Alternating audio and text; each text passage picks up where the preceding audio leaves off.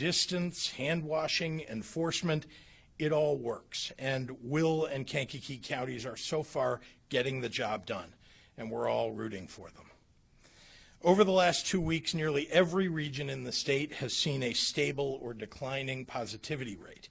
That includes Region 4, the Metro East region, which has been sitting above an 8% positivity rate since August 11th. Over these first 2 weeks of September, Region 4's rolling average dropped from 9.6% to 8.9% as of today. Let that downward movement be a testament to the fact that these doctor-recommended mitigations can work if they are followed. And I encourage residents of Metro East to call upon your local law enforcement and local public health officials to work together to help enforce the guidance and encourage masking and distancing so that that region can see even greater progress over the coming days and weeks. I want to turn your attention to other elements of our COVID-19 response, starting with our upcoming election. This morning, I sent a letter to the Illinois State Board of Elections regarding the two trends that we've seen emerge from this pandemic. One, a massive uptick in vote-by-mail requests as people continue to seek ways to reduce day-to-day risks in this pandemic. And two, a shortage of thousands of election judges, a position historically filled by older individuals who now are among the most at risk for COVID-19's worst impacts. To tackle these concerns and others, and to make sure that we conduct a safe, free, and fair election, I'm calling on the board to use $4 million in Help America Vote Act funds to develop an emergency grant program that will further subsidize and incentivize the use of drop boxes, will support local efforts to recruit election judges, and address other challenges confronting some of the county election officials across our state. Never before in our lifetimes have we faced an election amidst a pandemic of this scale. The Board of Elections directors shouldn't wake up the day after Election Day and wish that they had done more to strengthen our democracy and ensure our most fundamental right, the right to vote. I also want to provide an additional update on our state finances in this COVID-induced financial crisis. State and municipal budgets across the nation and here in Illinois are being decimated.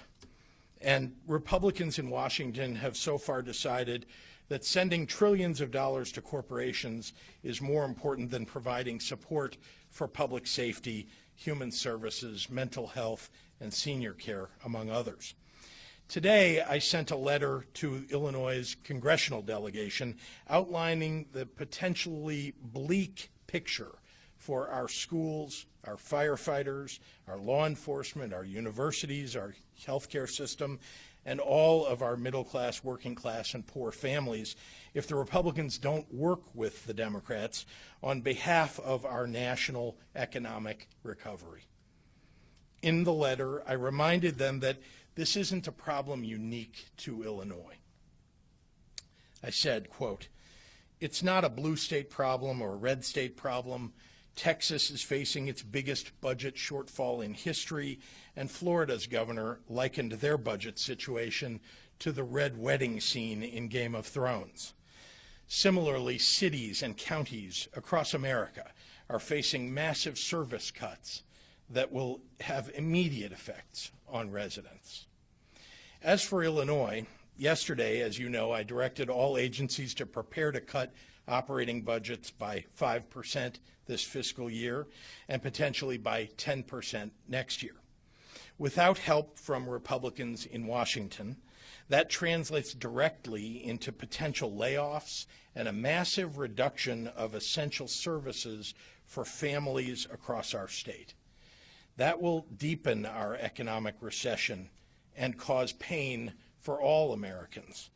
I asked President Trump and Republicans in Congress to act quickly to keep from deepening this already painful recession. Finally, it is in that same vein, keeping people on their feet and putting us all on the path to a faster recovery, that I will continue to work with leaders in the General Assembly as well as in Congress to advocate for more federal assistance to keep people in their homes.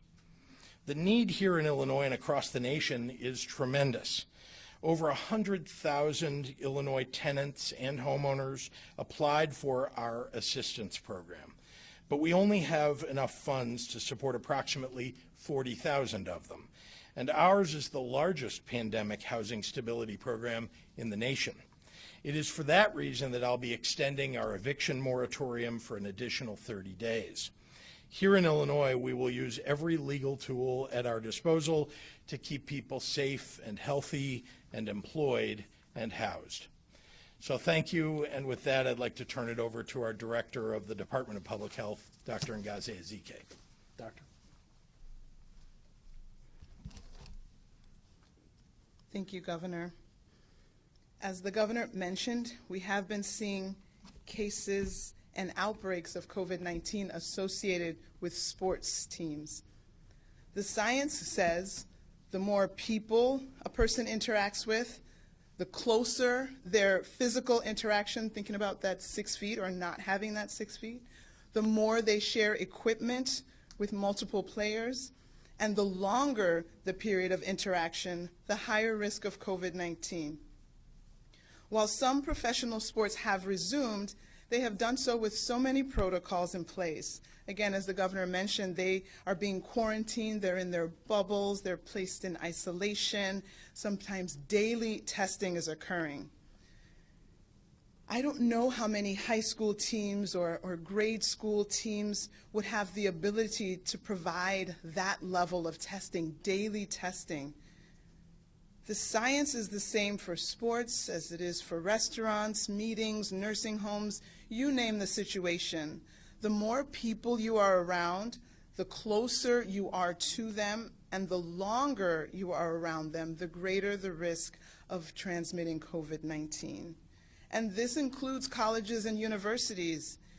Back to school season is upon us, and you have all seen and heard that in this time of COVID-19, it has brought unique and never before seen challenges. I want to thank the colleges and universities that have taken strong and immediate action after seeing COVID-19 outbreaks on their campuses. In many cases, the outbreaks have been associated with off-campus parties or off-campus gatherings and students going to neighborhood bars, but the outbreaks come back to the campus nonetheless. Whether it's on campus or off, the universities are working diligently to prevent spread. In response to one such outbreak, a university instituted a 2-week quarantine to reduce the spread of COVID-19. As Dr. Fauci and other national experts are advising, isolate and quarantine at your school residence. Isolation plans and care plans have been established, and traveling back home could cause intercommunity spread, inter-county spread, interstate spread, depending on where home is. And the risk of traveling, whether it's by bus or train or plane, gives the additional opportunity for spread. Not to mention the possibility of infecting household contacts who may not be as young or as able to withstand the effects of the infection. I know the TLC and the food won't be the same, but we advise you to stay at school. The state is working to reduce spread on campuses by working with the Illinois Board of Higher Education to place more testing opportunities near campuses. Testing is the first step in identifying and confirming cases. Today, we are reporting 1,941 new cases of COVID-19 for a total of 266,151 cases in the state of Illinois. Most regrettably, there have been 35 additional deaths that are reported for a total of 8,367 lives lost. In the hospitals overnight in Illinois, 1,565 people were reported in-house. Of those, 345 were in the ICU and 143 on ventilators. In the last 24 hours, more than 52,000 lab results have been reported for a total of more than 4.8 million tests since the beginning of this pandemic. Hearing about the number of people who have been infected, people hospitalized, people who have died, of course, this all causes worry, fear, anxiety, stress. This is probably the hardest time for almost everyone in this state and around the world.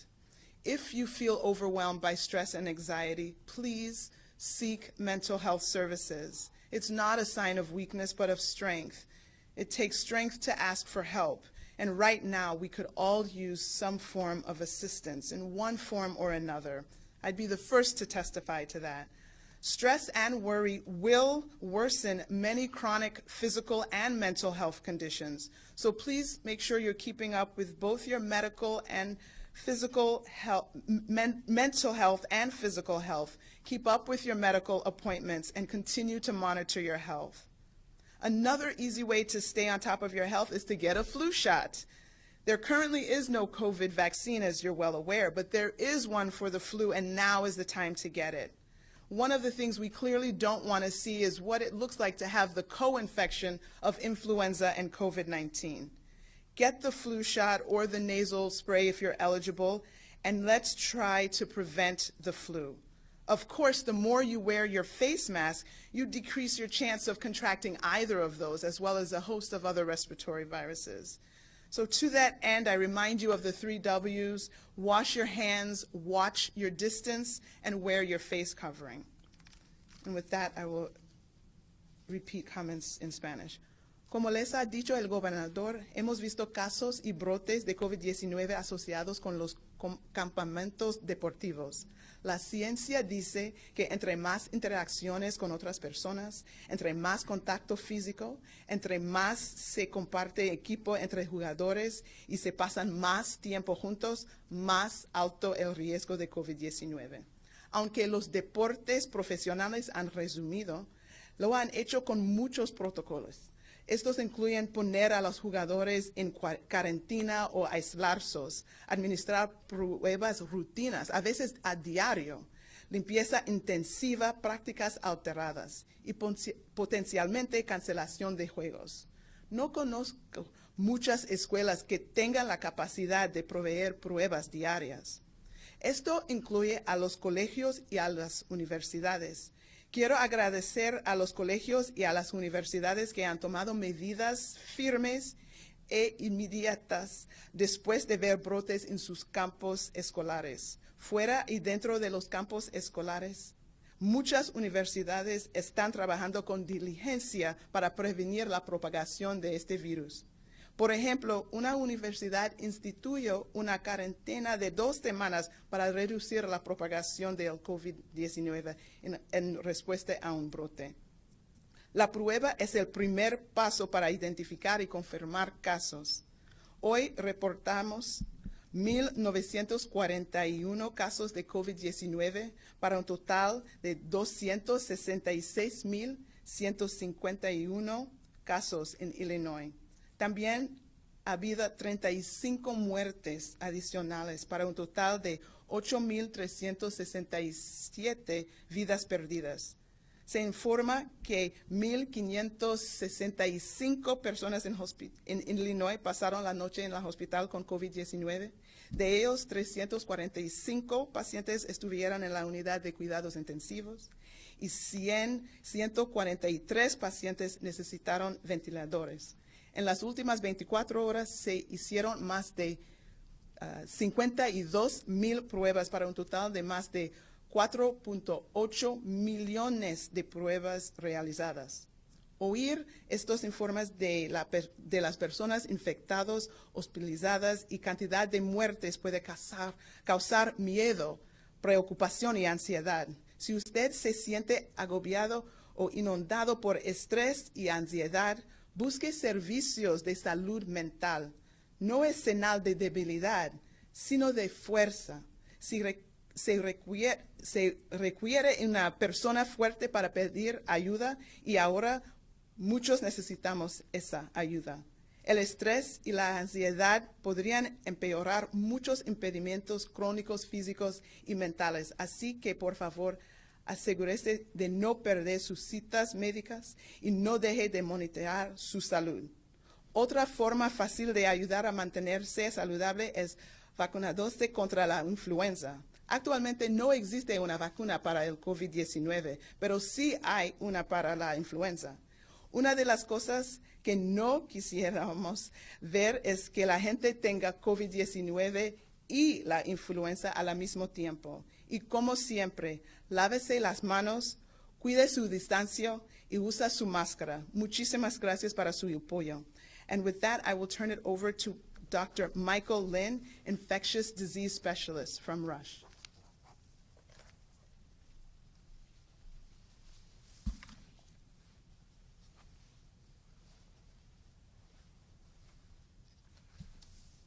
Good afternoon. I want to thank Governor Pritzker for the opportunity to speak today.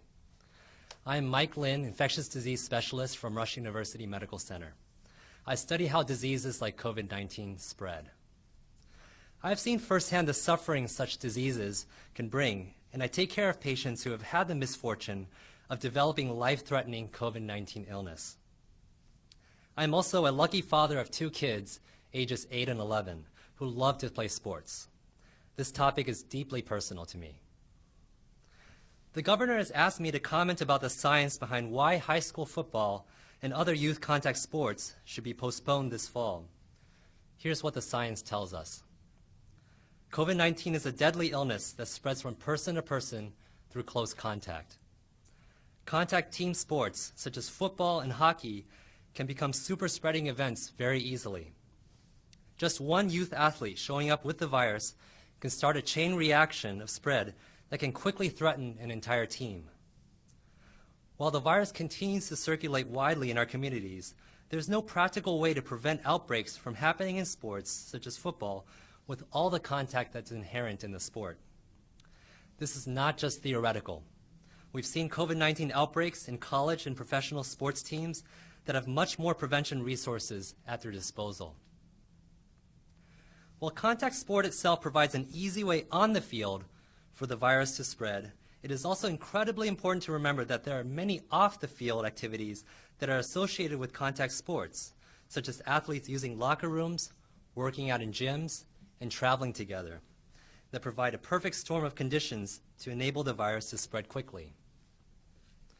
We are all in this fight to halt the spread of the virus, and prevention steps such as postponing contact sports, as hard as it may be seeming on our children, will reduce infections and save lives. With every youth athlete, there is a parent, or maybe a sibling, or a grandparent, who may be at risk for terrible outcomes from COVID-19 disease.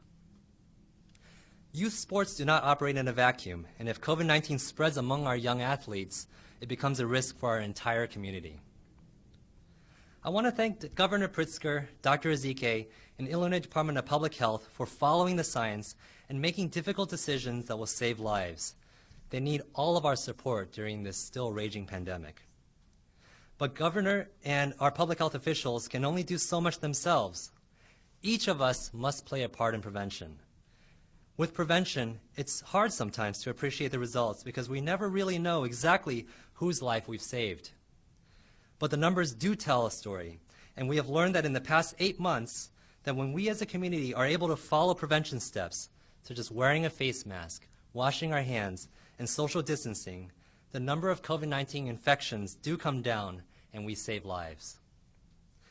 These prevention steps can be challenging, and families should find ways to address their children's mental well-being, including getting plenty of time outside, taking walks, and connecting with mental health experts as necessary. I'll close by saying what I told my son, who was really looking forward to playing contact sports this school year. Each of the things that we do to prevent COVID-19 in others, some small like putting on a face mask, others more significant like changing how we play and how we work, is an act of love and sacrifice to our fellow human beings. And this pandemic will not last forever. At some point, with better medical advances, particularly with our hope for effective vaccines, this pandemic will end. But the time to relax is not now, especially as we head into the fall and winter season with so many lives at risk. Thank you.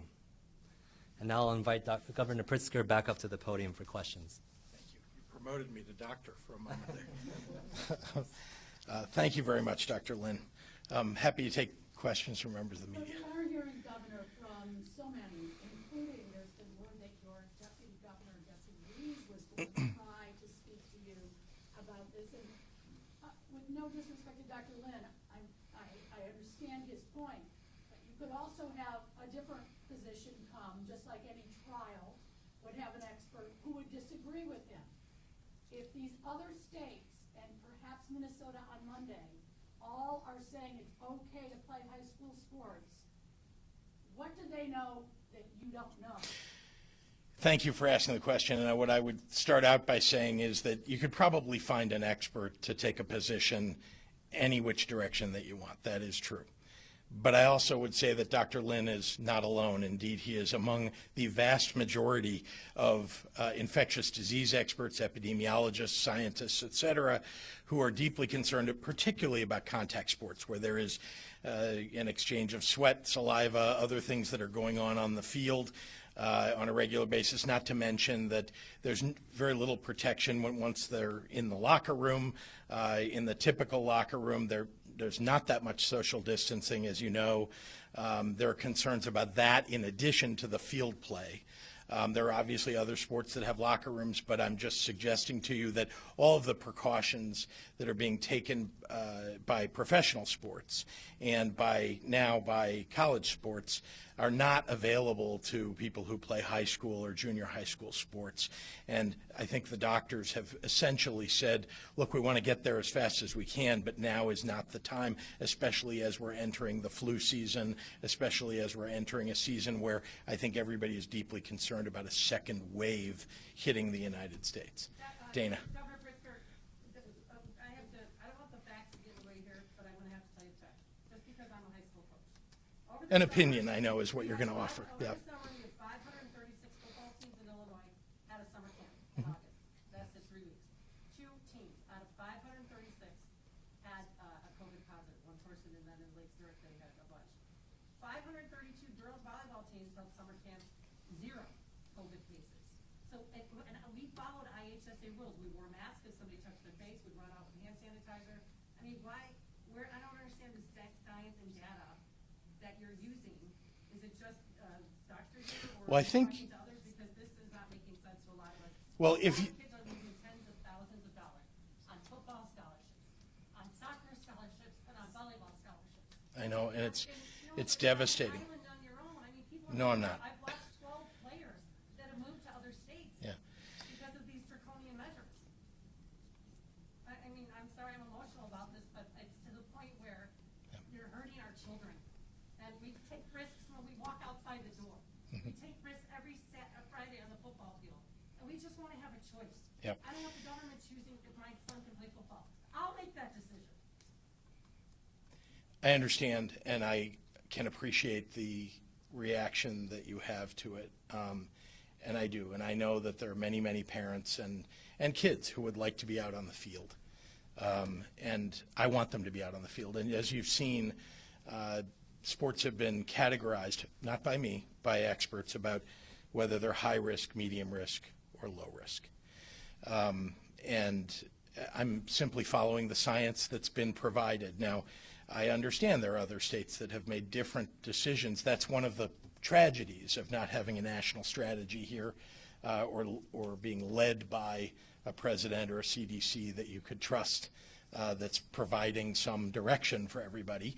But what I can tell you is that one of the reasons that Illinois has the lowest positivity rate among all of our neighboring states is because we've been very careful, because we've listened to the scientists. We have some of the best scientists and doctors in the entire country, in the state of Illinois. I've been relying upon that, not to mention Dr. Fauci and others.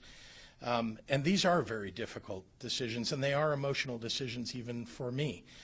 And all I can say to you is that as the information reveals itself, as the scientists come forward with new information, I just want to remind you all that at the very beginning, the CDC said, well, if you can't wear an N95 mask, don't bother wearing a mask. That was something they said at the very beginning. We obviously have all discovered that science has changed. We have studies now that show that even the cloth mask that you have on now is a benefit to everybody if we would all wear one, or a surgical mask, as you're wearing, Craig. So this is evolving, there's no doubt about it, and there have been changes, and there was not an understanding over the summer that when we would allow people to go to sports camps or join their leagues of the summer, there was not an understanding at the beginning of what the transmission might be that occurs. But the fact is that all over the world, youth sports have proven to be very problematic. And that, I think, is why, and I'm not making a political judgment about that, I'm just reading, as I think all of you can, about what other countries, what other states, what other... I understand everybody can make a choice here. There's no doubt about it, and Illinois is making a choice here. We're making a choice based upon the science that there are some sports that are less risky than others, and we're allowing those. Yes, ma'am. What threshold would need to be met where you would be comfortable allowing high school football this fall? Specifically, do you have a threshold? You mean a threshold in what way? A positivity rate, or you mean? Any Yeah. other metric that you know, have you said if we hit this positivity rate, if we hit this potential for testing?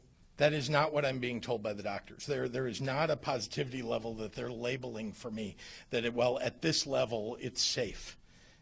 So then The virus, by the way, even when you get just so you know, no matter what your positivity level is, the virus is still out there. It's just a question of, can you keep yourself safe? Are you wearing the right protective gear? Can you wear the right protective gear? For example, just one more thing, the idea that, bars and restaurants can be just fully loaded at capacity, at their original capacity. I think we've all determined that while this virus is going on, while we don't have an effective treatment or a vaccine, that doing that is literally creating super spreader events. So, that's an example of some things that you just can't, there isn't a positivity level at which you would say, well, that's okay now.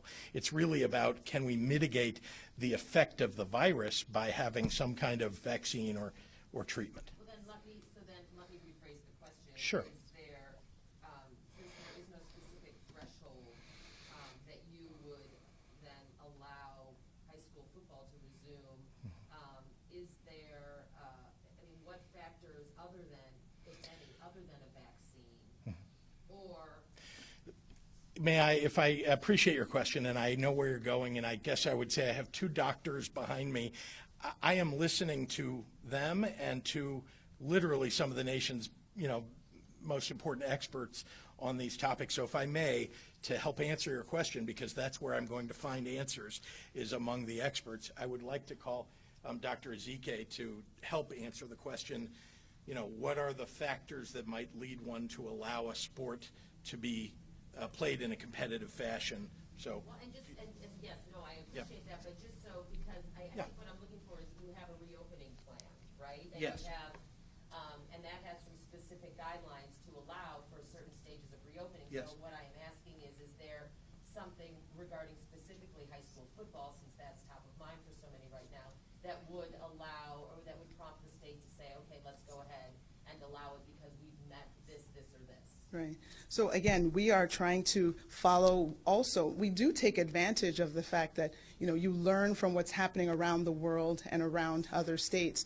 And so as we have, you all know, we've taken more strict stances, and that has gotten us to where we are. So as we get lower and lower positivity rates, as we have less community spread, as we learn more about what the effects are in children, we're still dealing with the MIS-C, that side effect, that very serious side effect that happens in children. We are seeing what's happening with, myocarditis, cardiac abnormalities in children who can get the virus. So as we get all of that information, and as we can try to identify ways that we might be able to treat or prevent some of those serious complications, as we see what thresholds for positivity might decrease the risk enough for sports to happen, high-risk sports, we're going to be assembling all of that information, using what's happening in other settings as well, to try to make the most informed decisions. I am working with IHSA. We are trying to see, we all want the same thing. I feel like we don't want to pit anybody against each other. Nobody wants kids to sit on the sidelines. Nobody wants kids to not be in school. Everybody wants the same the same endpoint, and we're trying to just get there in the safest way possible. And rest assured that we are working to see how we can get there. We want to find a route to get there. We want to do it as safely as possible, minimizing the numbers of lives that will be lost as a result of some of these very consequential decisions. And if I may say, I'm sorry, Dana, if I may just add that, look, decisions are being made state by state, as you know, and we've seen bad decisions getting made that have led to significant health consequences, right? I mean, we saw what happened in Florida and Texas and Arizona, right, when essentially no mitigation or very few mitigations were put in place, and then you had massive amounts of death. Indeed, they're still going on in the hundreds in some of those states, or collectively in those 3 states. And so we're trying very hard to make decisions that balance the interests of, like we've talked about, for example, health and safety as the #1 consideration. A secondary consideration, of course, is our economy. We talk a lot about that, right? I mean, just sort of at the same level as the economy, we're also concerned to make sure that people have in-person education. Putting sports aside just for a moment, we want people to be able to go to school. And so we're working on all of these things because all of us want the same results. It's just that we want to do it with a varying degree, apparently state to state, of how much health risk are you willing to take for the people of your state. I just don't think that this is something that we should allow right now because it's dangerous. But do you understand the mixed message? Do you understand the mixed message of today with the Big Ten? The president of Pritzker, in fact, just saying moments ago, the medical advice changes, the facts change, and our minds change. That's true. And as I said earlier, we've learned so much along the way here. But when you're talking about Big Ten and you're talking about professional sports, right?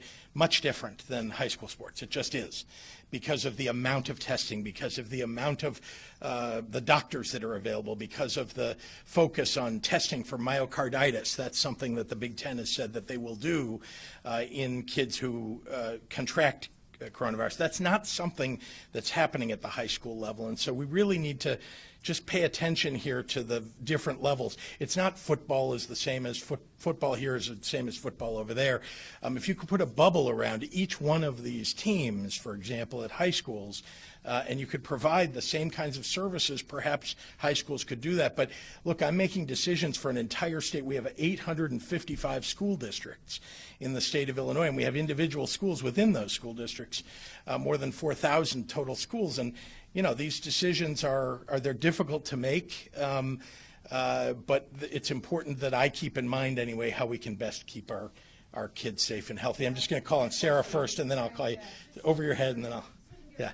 Today, the CDC came out with a playbook for vaccine distribution. It includes 2 doses for everybody, 3 doses for everybody. What do you think of this playbook, and also what is Illinois' plan for vaccine distribution? So I've been aware that the CDC has worked with 5 states to develop this national plan. I wasn't aware that it would come out today, but it did. I am glad that they have been working with the states on this and that they have come up with a national strategy for vaccine distribution. We, of course, in the state have been working on our own vaccine distribution plan. I have not compared the one that came out this morning with ours, but I would say that it's extraordinarily important to me that we get it to the most vulnerable people first, and as quickly as we can, making sure that we're distributing something that is truly safe. Yeah. Can you just address how much money you think you need from the feds in pandemic relief? I mean, you're putting out these draconian numbers of cuts and everything. Yeah. And how much money do you need, and is it going to be cut for sure? So I have been talking about this, as you know, since May, the challenges that we would have without help from the federal government. Indeed, the budget that was passed in May by the legislature, they took into account the fact that we would need support. About $5 billion for the deficit that would be developed. That's a projection. That would be developed in 2021. There's still more than $1 billion that was part of the shortfall of revenues for 2020. That's fiscal year 2020, March, April, May, June. of this last fiscal year. And so that's a beginning. I think many people, indeed I, am looking forward, as I look ahead to 2022, the fact that we will still not be out of the economic hole that's been developed here. The coronavirus has just been so terrible for all the states. As I said in my remarks a little earlier, I look at other big states like Florida and Texas, and you'll see the same thing going on in every state. So we're trying very hard to just address the hole that was created by the failure of revenues as a result of COVID-19. Thank you, everyone. Thank you.